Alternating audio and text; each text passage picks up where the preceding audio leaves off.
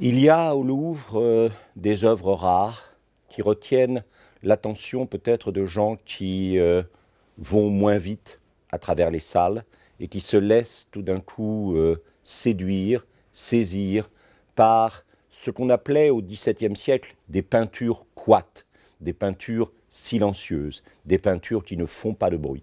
C'est le cas évidemment du dessert de gaufrette de Lubin Baugin.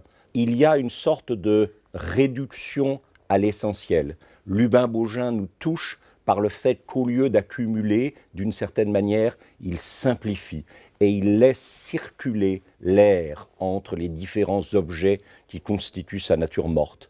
Le tressage un peu lourd, un peu gros, qui habille la carafe à droite, opposé à l'extrême finesse de la volute des gaufrettes. Et puis, évidemment, derrière, le verre de vin.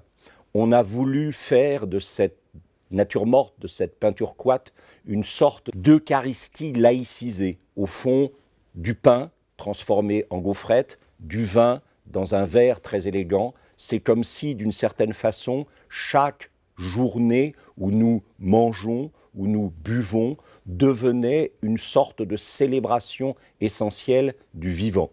Et en même temps, Lubin Baugin nous rappelle à l'attention, à la vigilance. C'est peut-être au fond dans ce double registre de l'économie et puis du danger, du risque de bascule que se tient tout le sens de cette peinture.